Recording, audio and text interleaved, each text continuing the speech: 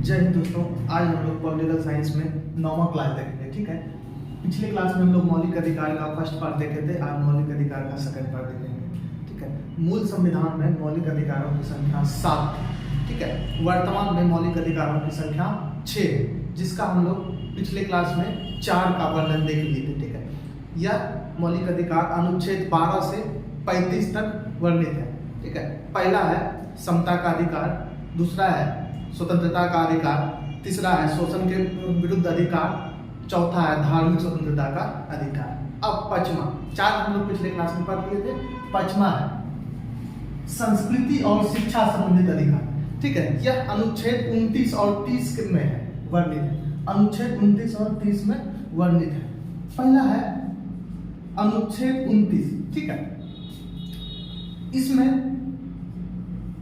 अल्पसंख्यक वर्गों के हितों की रक्षा करना। ठीक है, इसमें इस अनुच्छेद 29 के तहत अल्पसंख्यक वर्गों के हितों की रक्षा करना, उसके शोषण की रक्षा करना किस अनुच्छेद के तहत आता है?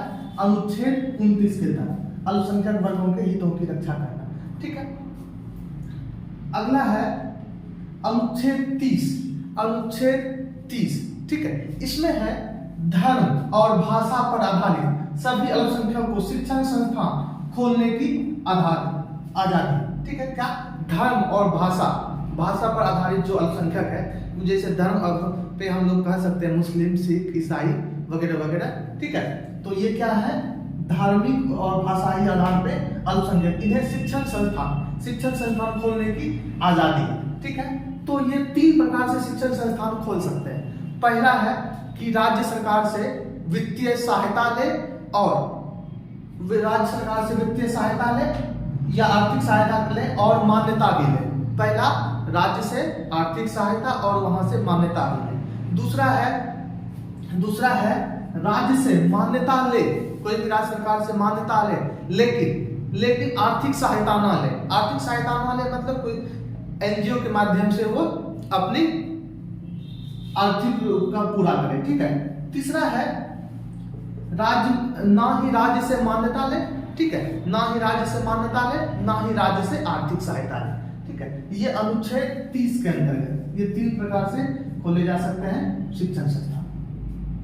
सबसे महत्वपूर्ण, ठीक है, 6वां मौलिक अधिकार है संविधान के उपचार का अधिकार। संविधान के उपचार का अधिकार यह संविधान के अनुच्छेद 32 में वर्णित है। बाबा साहब भीमराव अम्बेडकर इसके संविधान की आत्मा, इसको संविधान की आत्मा का, ठीक है, इसको संविधान की आत्मा का, इसी के अनुसार संविधान में किसी प्रकार का, ठीक है, इसी के अनुसार संविधान मौलिक अधिकार में किसी प्रकार का हम लोग बदलाव कर सकते हैं। किस अनुच्छेद के तहत? अनुच्छेद 32 के तहत किसी भी प्रकार का बदलाव कर सकते हैं। ठीक है, इसी में रिट की व्यवस्था है जो सुप्रीम कोर्ट द्वारा जारी किया जाता है। ठीक है, अनुच्छेद 32 में क्या है? उपचार का अधिकार, संविधान के उपचार का अधिकार। इसे संविधान की आत्मा भी कहा जाता है। ठीक है, बाबा साहब ने इसे संविधान की आत्मा कहा। ठीक, उच्चतम न्यायालय के द्वारा मौलिक अधिकार के संबंध में आदेश दिया जा सकता है। ठीक है, मौलिक अधिकार के संबंध में आदेश दिया जाता है, किसी प्रकार का गड़बड़ी होने के बाद आदेश दिया जा सकता है। यह जो है रिट, ठीक है, रिट 5 प्रकार के होते हैं।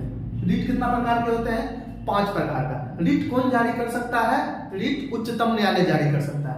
रिट 5 प्रकार के होते हैं। पहला, बंदी प्रत्यक्षीकरण।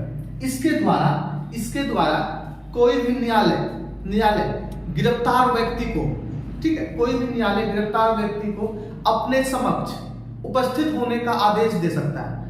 ठीक है, कोई भी न्यायालय अपने गिरफ्तार व्यक्ति को अपने समक्ष उपस्थित होने का आदेश दे सकता है। याद रखेंगे, बंदी प्रत्यक्षीकरण के तहत आदेश किसी राज्य को भी दिया जा सकता है और किसी व्यक्ति को भी। ठीक है, राज्य के लिए भी ये मान्य। दूसरा है प्रतिषेध। ठीक है, प्रतिषेध यह उच्च न्यायालय द्वारा अपने अधीनस्थ न्यायालय के लिए जारी किया जाता है। ठीक है, यह उच्च न्यायालय द्वारा अपने अधीनस्थ न्यायालय के लिए जारी किया जाता है। क्यों जारी किया जाता है? जब उच्च न्यायालय को लगता है कि अधीनस्थ न्यायालय अपने अधिकार से ज्यादा कार्य कर रहा है तो इस प्रकार का रिट जारी किया जाता है। कौन?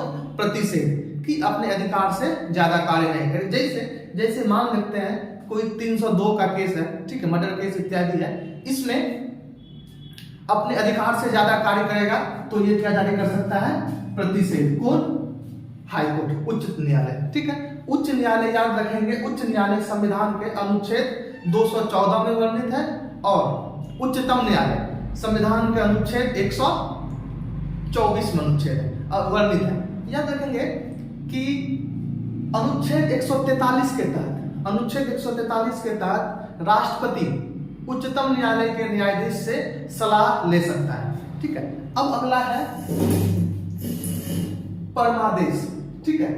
परमादेश, यह रिट तभी जारी किया जाता है, ठीक है, यह रिट तभी जारी किया जाता है जब उच्चतम न्यायालय या उच्च न्यायालय को लगे कि कोई सरकारी कर्मी द्वारा अपना कार्य उचित ढंग से नहीं किया जा रहा है। कोई भी सरकारी कर्मी द्वारा कोई काम उचित ढंग से नहीं किया जा रहा है, तो और किसी व्यक्ति का मौलिक अधिकार का हनन हो रहा है, तो व्यक्ति द्वारा दाखिल केस के आधार पर उस मौलिक परमादेश जारी किया जा सकता है। किसके ऊपर? परमादेश पे। एक साधारण सा उदाहरण से हम लोग समझेंगे। मान लेते हैं हम लोग कहीं शांतिपूर्ण धरना दे रहे हैं, तो सरकार द्वारा या जिला प्रशासन के द्वारा, राज्य प्रशासन के द्वारा, ठीक है, उस पे आके गोली चलवा दिया गया या लाठी चलवा दिया गया, तो हम अपनी अधिकार के लिए सुप्रीम कोर्ट या हाई कोर्ट में केस दायर कर सकते हैं, जिसके तहत संबंधित अधिकारी पर परमादेश जारी किया जाएगा, ठीक है।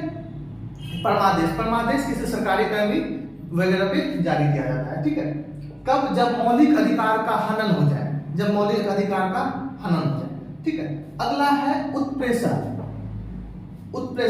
यह एक सहायक एवं निवारक रिट है। ये परीक्षा के दृष्टिकोण से काफी महत्वपूर्ण है। उत्प्रेषण यह क्या है? एक सहायक एवं निवारक